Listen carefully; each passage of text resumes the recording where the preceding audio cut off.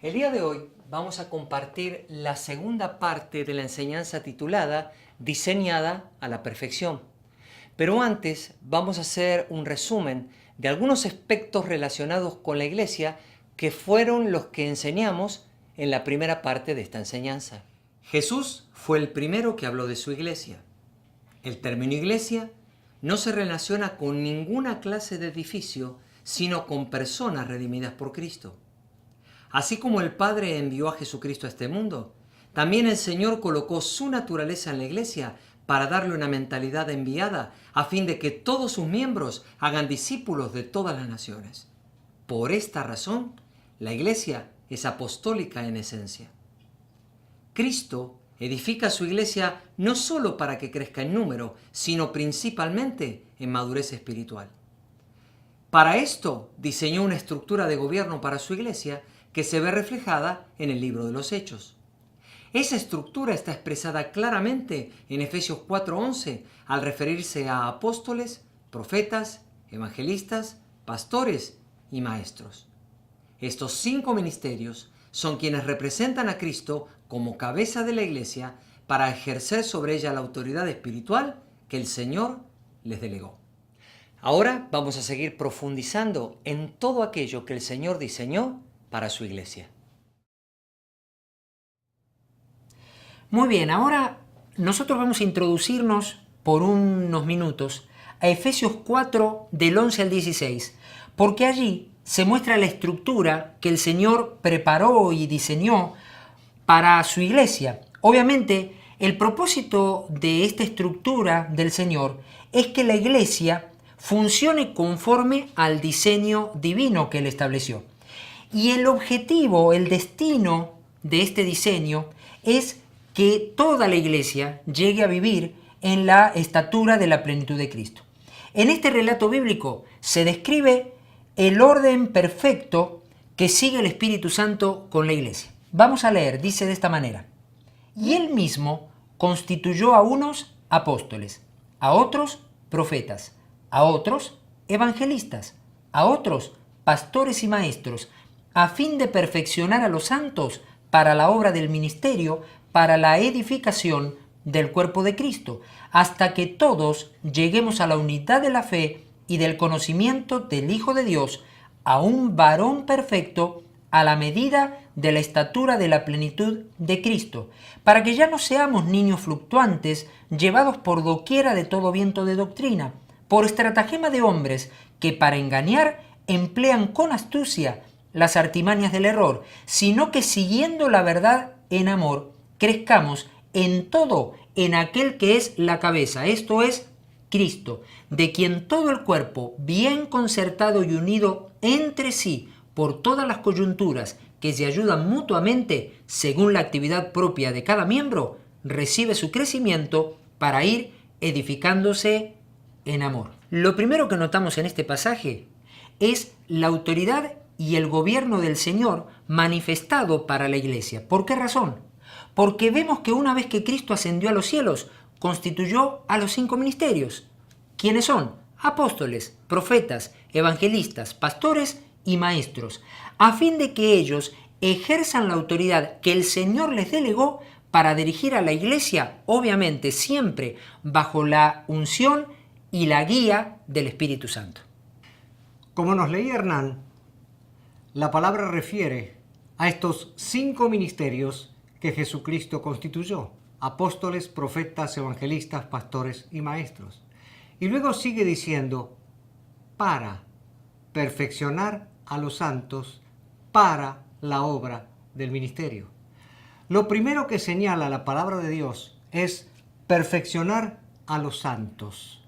Y quiero referirme a esto de los santos, porque a veces el concepto individualista que invadió a la iglesia no permite ver que la iglesia como cuerpo, todos los miembros están involucrados. Es decir, el perfeccionamiento es de todos los santos, de todos los miembros de la iglesia. Este es el concepto corporativo de la iglesia. Entonces, los 5 ministerios trabajan para perfeccionar a los santos. Esta es la labor de perfeccionar, es decir, la iglesia entrenada, preparada, equipada para hacer la obra del ministerio. Es trascendente comprender más profundamente cuál es la tarea del perfeccionamiento. Perfeccionar en griego es la palabra katartismos y significa adecuar, preparar, entrenar, ajustar, equipar, completar, remendar, restaurar, calificar plenamente para el servicio. Es la recuperación de la integridad como ocurre con un hueso fracturado que se vuelve a soldar por la colocación de un yeso. La obra del ministerio es el servicio que cada uno de los santos, de los miembros del cuerpo de Cristo, van a desarrollar según la función que el Señor le asignó dentro del cuerpo de Cristo. Por eso es indispensable que la iglesia sea equipada, perfeccionada, porque de esto depende la efectividad en la función de servicio que está realizando. Es importante aclarar y destacar que no es lo mismo perfeccionar que enseñar o impartir doctrina o transmitir conocimiento bíblico intelectual. ¿Por qué?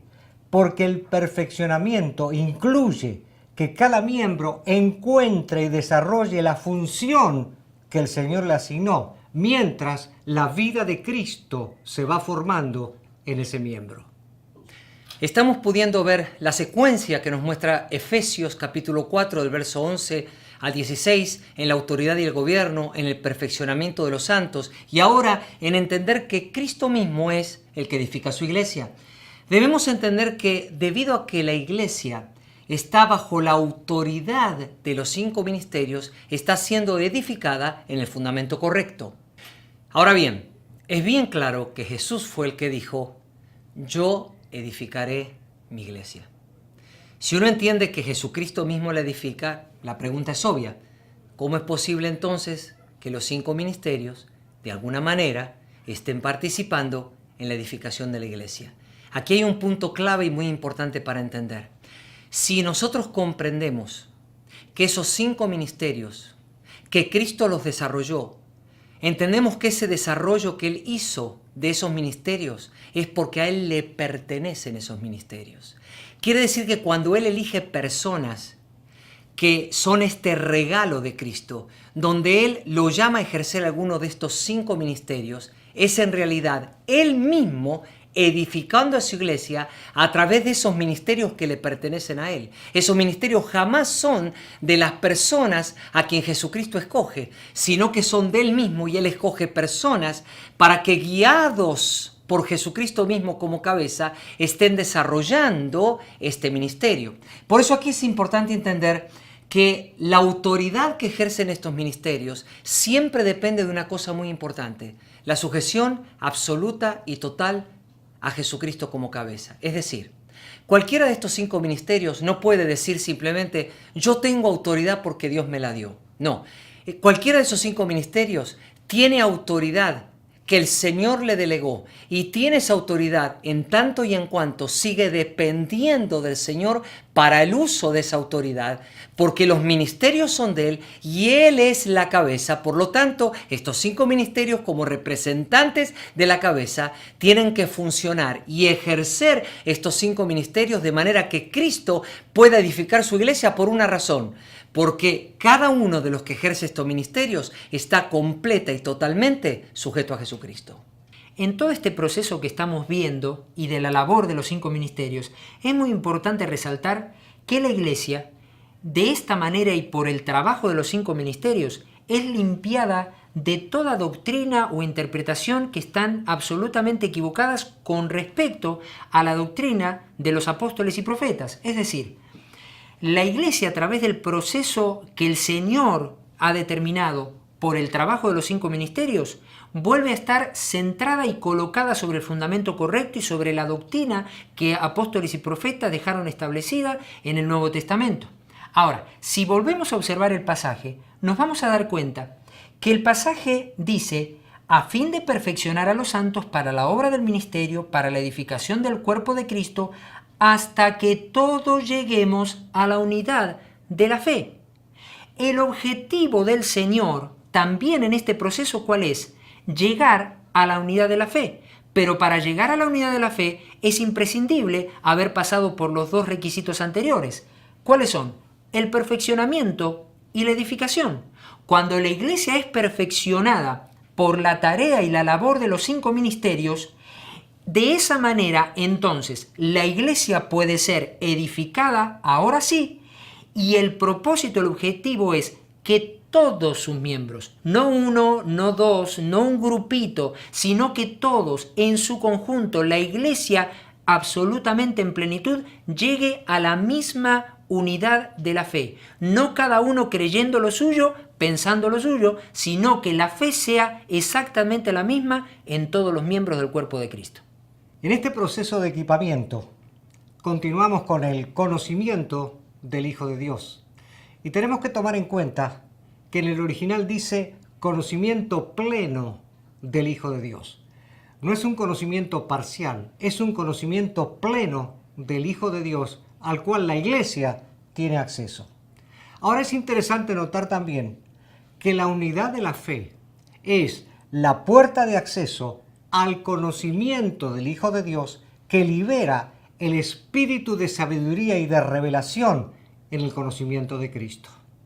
Efesios 1:17, en la Reina Valera contemporánea dice: para que el Dios de nuestro Señor Jesucristo, el Padre de gloria, les dé espíritu de sabiduría y de revelación en el conocimiento de Él.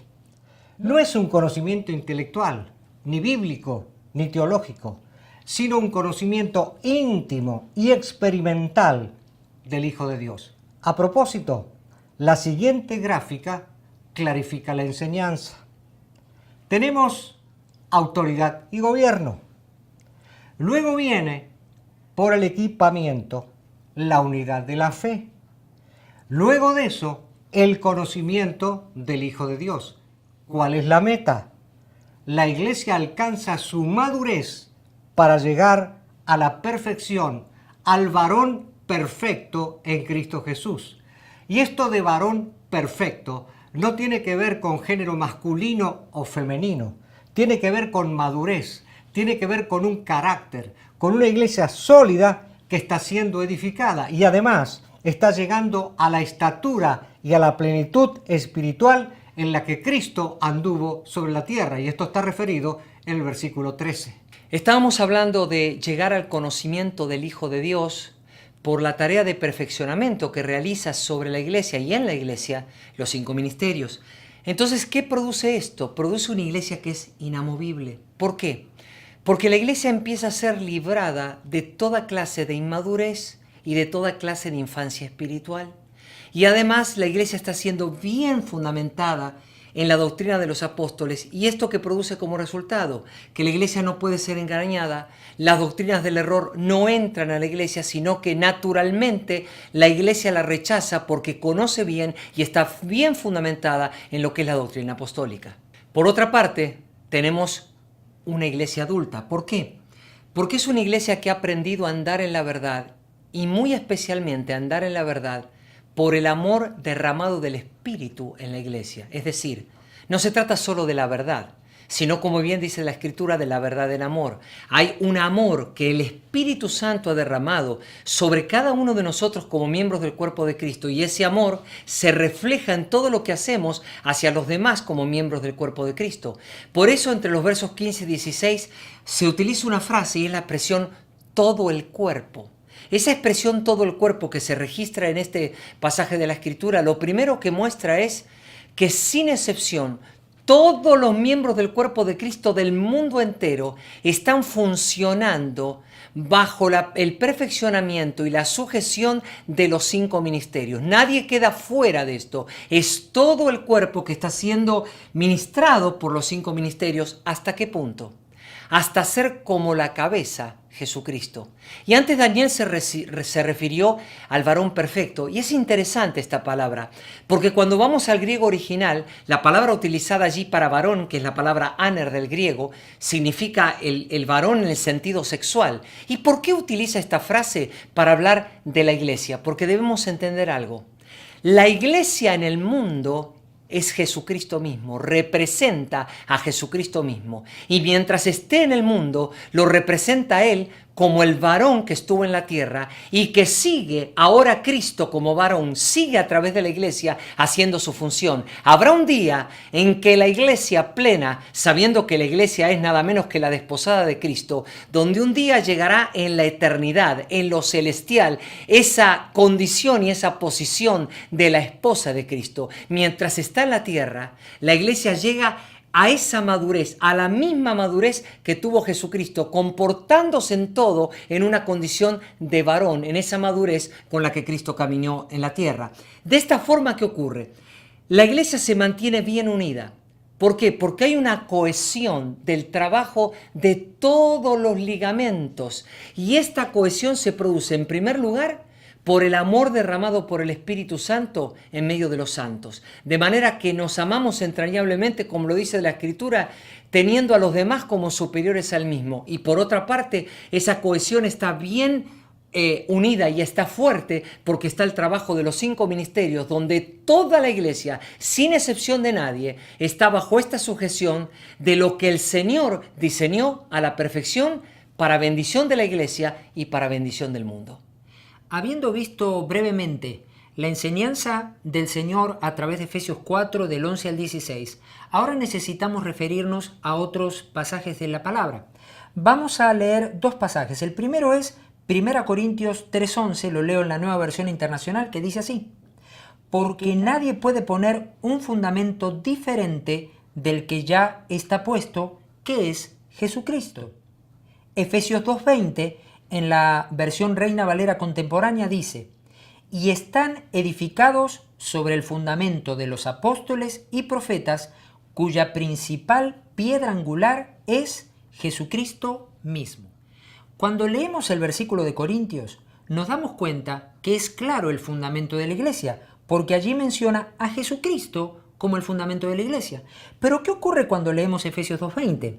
A simple vista, pareciera que ahora los apóstoles y profetas parecen ser el fundamento, aparecen como el fundamento si uno lo lee a simple vista. Pero en realidad, lo que uno podría pensar que se trata de una contrariedad, todos sabemos que la palabra no tiene contrariedades y aquí tampoco hay ninguna contrariedad. Es decir, en primer lugar, en el versículo de Corintios dice: nadie puede poner un fundamento diferente del que ya está puesto. Esta frase, ya está puesto, reafirma que Jesucristo es el fundamento establecido desde el principio. Pero en segundo lugar, lo que nos está mostrando Efesios 2:20 es que la revelación que los apóstoles y profetas del Nuevo Pacto tuvieron acerca de Jesucristo, eso se transforma en el fundamento de la iglesia, y por supuesto que ellos sí realizaron una tarea de fundamentación, pero no porque ellos están reemplazando al fundamento que es Cristo. Obviamente, hay algo más que podríamos pensar, y es prácticamente obvio. Si nos hacemos una pregunta, ¿podría la iglesia estar cimentada, fundamentada en hombres mortales? Por supuesto que la respuesta sería no. De esta manera nosotros entendemos que Jesucristo es el único fundamento que ha sido puesto para la iglesia. Ahora, también hay que entender que la comprensión de un texto siempre depende del contexto. Por eso hay algo muy importante también en Efesios 2:20. Al final dice: cuya principal piedra angular es Jesucristo mismo.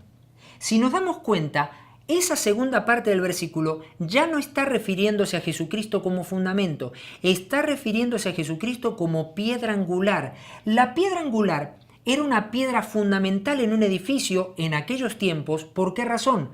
Porque sobre ella descansaba toda la estructura del edificio. La piedra angular se usaba en las antiguas construcciones en la cima del edificio. Quiere decir que aquí lo que la palabra nos está mostrando es, por un lado, a Jesucristo como fundamento de la iglesia, pero al mismo tiempo a Jesucristo como la piedra angular sobre la cual descansa todo el edificio desde arriba hacia abajo también. Qué gloriosa es la revelación de la palabra para entender que sobre Jesucristo descansamos, pero que también todo el edificio está siendo construido teniendo a Cristo como piedra angular. Como resumen de lo expuesto, el versículo 20 se podría leer de la siguiente manera. Edificados, la iglesia, sobre el fundamento, Jesucristo y su doctrina, puesto por o colocado por los apóstoles y profetas, cuya principal piedra angular, la piedra clave, cimera y de esquina, es Jesucristo mismo.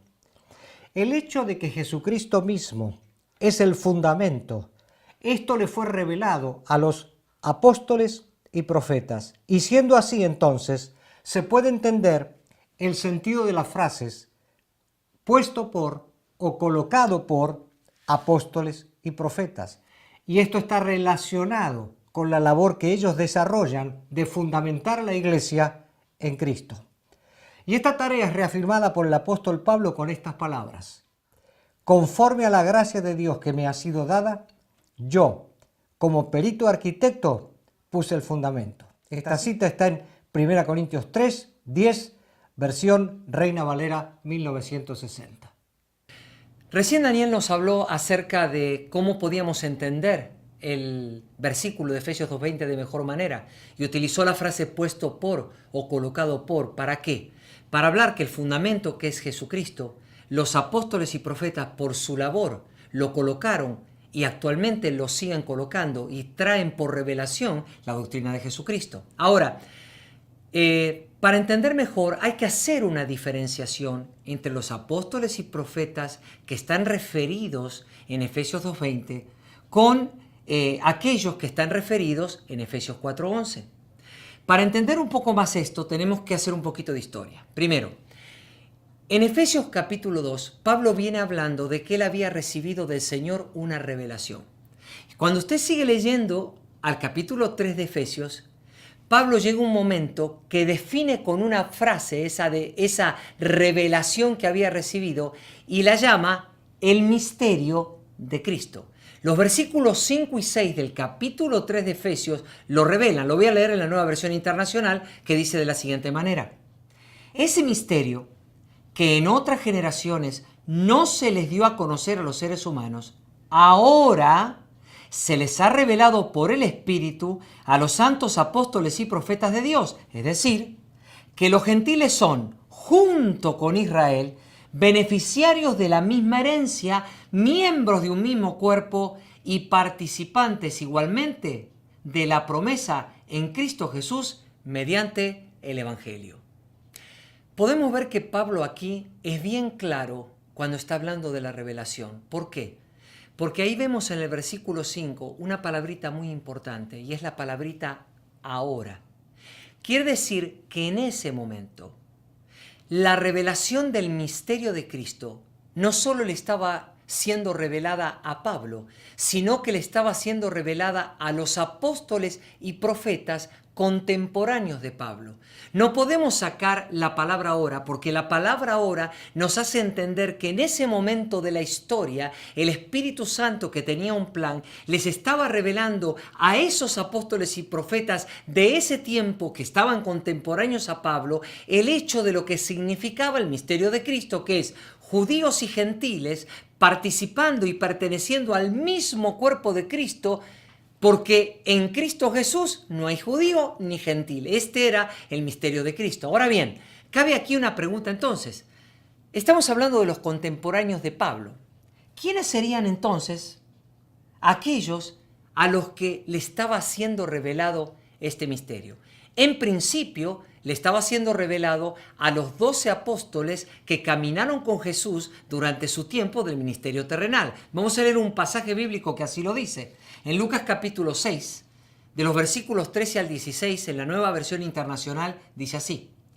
Al llegar la mañana, llamó a sus discípulos y escogió a 12 de ellos, a los que nombró apóstoles. Simón, a quien llamó Pedro, su hermano Andrés, Jacobo, Juan, Felipe, Bartolomé, Mateo, Tomás, Jacobo hijo de Alfeo, Simón, al que llamaban el Celote, Judas, hijo de Jacobo, y Judas Iscariote, que llegó a ser el traidor.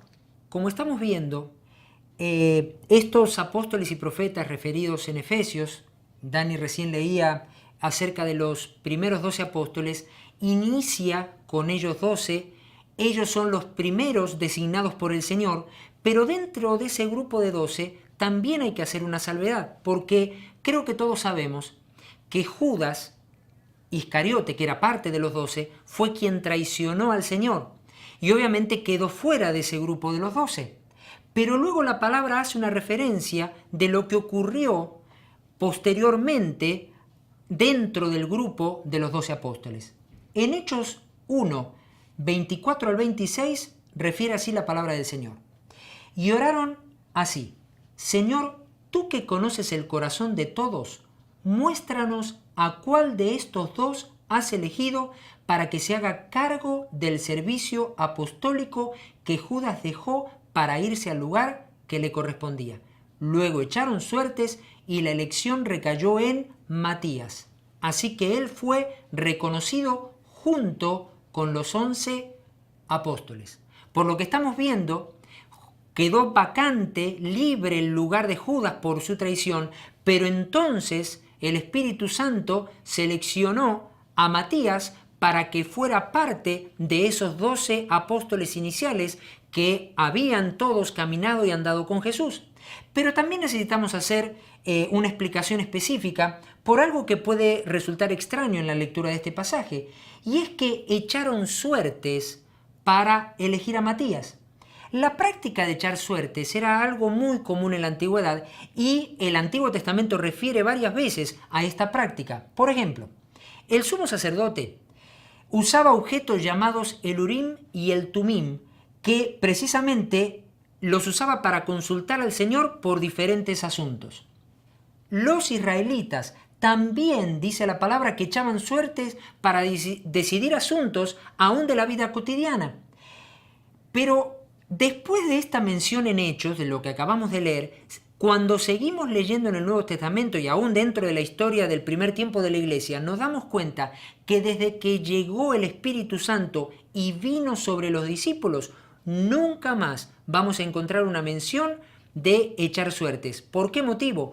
Porque ahora la dirección y la guía específica y concreta del Espíritu Santo estaría sobre todos los creyentes, sobre la Iglesia de Jesucristo. En este diseño perfecto del Señor para su iglesia, amados, tenemos que ver algo más en el libro de los Hechos y muy importante. La iglesia estaba naciendo, la iglesia estaba creciendo, había un gran fervor, y en Hechos 2:42 dice: se mantenían firmes en la enseñanza de los apóstoles. ¿A qué se está refiriendo? ¿A quiénes se está refiriendo? A los 12 apóstoles elegidos por el Señor para andar con Él. Estos apóstoles transmitían a la iglesia las enseñanzas que habían recibido de Jesucristo mismo. Ahora bien, cuando seguimos la lectura del libro de los Hechos, un poco más adelante, nosotros nos encontramos con la aparición de otros apóstoles y profetas. Y leo en Hechos 14:14, la primera parte. Al enterarse de esto, los apóstoles Bernabé y Pablo se rasgaron las vestiduras, la nueva versión internacional. En Hechos 15:32 dice: Judas y Silas, que también eran profetas, hablaron extensamente para animarlos y fortalecerlos. Otro versículo en Hechos 21:10. Llevábamos allí varios días cuando bajó de Judea un profeta llamado Ágabo. Por todos los pasajes analizados y otros que no estamos mencionando, se comprueba que estos apóstoles y profetas a los que Pablo hizo referencia, tenemos en primer lugar a los 12 que el Señor Jesucristo escogió para que estuviesen con Él, y a otros, según nosotros hemos visto, contemporáneos de Pablo. ¿Qué es lo que vemos entonces? Que tanto los primeros como los segundos son los apóstoles y profetas que recibieron la revelación del misterio de Cristo. Precioso privilegio. Habiendo ya aclarado quiénes son los apóstoles y profetas que se mencionan en Efesios 2:20 y en Efesios 3:5, porque vimos que tiene que ver con los primeros 12, a quien Matías reemplazó a Judas, más todos los contemporáneos de Pablo, podemos entender la diferenciación entre Efesios 2:20 y 3:5 con lo que menciona Efesios 4:11. En el capítulo 4 de Efesios se muestra en sí mismo el plan de Dios para el funcionamiento de la iglesia en todos los tiempos hasta que Jesucristo regrese por los suyos. Lo que quiero decir con esto es que cuando vamos a Efesios 4 hay una diferencia de contexto con lo que se venía hablando en Efesios 2 y en Efesios 3. Por eso en el capítulo 4 se muestran los 5 ministerios que están dados por Jesucristo para la continuidad de la iglesia en todos los tiempos, de manera que la iglesia sea capacitada, sea entrenada, sea edificada por el mismo Jesucristo, hasta que todos lleguemos, como decía la Escritura, a la unidad de la fe, al conocimiento del Hijo de Dios, a que cada uno de los miembros esté realizando su función plenamente. Ahora, si entendemos bien esto, nadie podría deducir que por lo que dice Efesios 2:20 y por lo que dice Efesios 3:5, los únicos apóstoles y profetas que se necesitan en la iglesia ya fueron y que ya no se necesitan más estos ministerios. Eso sería realmente un absurdo. ¿Por qué?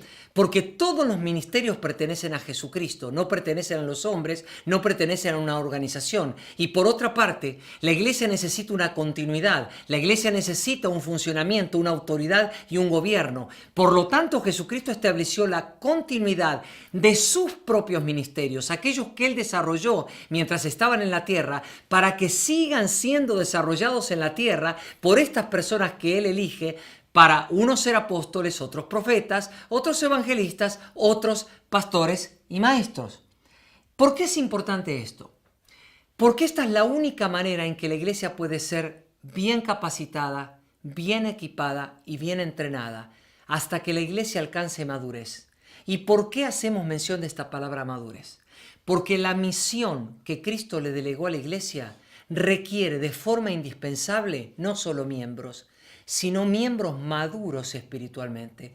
Porque esta madurez espiritual es la que le da la autoridad, es la que les da la posibilidad de que esa autoridad delegada, ese poder delegado que Dios les dio, se pueda manifestar en toda su expresión. Si ponemos un ejemplo, un niño como ser humano tiene todas las capacidades, pero mientras es inmaduro no hay ningún padre que le dé las llaves del auto para decirle: ve hijo, a estacionarme el auto en la otra cuadra. Nadie lo haría. Tiene todas las capacidades y es un ser humano pleno. De la misma manera podemos trasladar este ejemplo para la iglesia. Mientras la iglesia es infantil, aunque lo tiene todo, no puede usarlo en su plenitud de ejercicio. Pero cuando cada uno de los miembros está siendo bien equipado y cada uno de los miembros está llegando a la madurez, entonces puede utilizar con toda confianza y puede ejercer con toda confianza la autoridad y el poder que Jesucristo le delegó. Hermanos, hermanas, cada uno de nosotros, todos juntos, estamos yendo a ser igual que Jesucristo. Y me quedé pensando en algo muy interesante. Cuando habla la Escritura de que lleguemos en todo a ser como Él, igual a la cabeza, me di cuenta de esto. ¿Cuántas veces pensamos de forma individualista? Es decir, decimos: yo quiero ser igual a Jesucristo. Y es cierto, todos queremos ser igual a Jesucristo. Queremos cada día parecernos más a Él, ¿no? Pero esto lo pensamos de forma individual. Pero si leemos bien Efesios 4, aquí no hay una idea individualista. Aquí dice: hasta que todos lleguemos a ser iguales a Jesucristo. Quiere decir que en la mente de Dios no hay una idea individualista, hay una idea corporativa. El Señor nos quiere a todos nosotros, sin excepción, como miembros del cuerpo de Cristo, que todos nosotros seamos iguales a Jesucristo. ¡Wow! Que el Señor apunta alto. Y si Él apunta tan alto es porque nos ha dado el poder de su Espíritu Santo y nosotros podremos en Cristo Jesús ser lo que debemos ser. Por eso vamos a orar. Y vamos a declarar que Jesucristo lleva a la iglesia a este nivel que Él diseñó para su iglesia y los diseñó a la perfección. Padre, en el nombre de Jesús oramos hoy, declarando que este plan que tú ideaste de forma tan perfecta se va cumpliendo cada día más en la iglesia de una forma poderosa. Que tú harás cosas sobrenaturales y maravillosas para que cada uno de nosotros, toda la iglesia en el mundo, sin importar lengua, pueblo, lengua ni nación, toda la iglesia en el mundo esté comprendiendo la revelación de lo que significa tu plan, de lo que significan estos 5 ministerios que trabajan bajo tu autoridad absoluta, de lo que significa esta capacitación y entrenamiento, hasta que todos, Señor, como un solo hombre, lleguemos a ser iguales a Jesucristo. Señor, esto no es un imposible, no es un sueño que no se puede hacer realidad, no es una utopía, esto es algo espiritual y poderoso que tú estás llevando adelante en tu iglesia con el poder y la acción de tu Espíritu Santo. Te alabamos, te bendecimos y declaramos que cada hermano y cada hermana está recibiendo esta revelación como venida de ti mismo para poder alcanzar la madurez que tú deseas para cada uno de nosotros. En Cristo Jesús oramos y te agradecemos. Amén. Amén.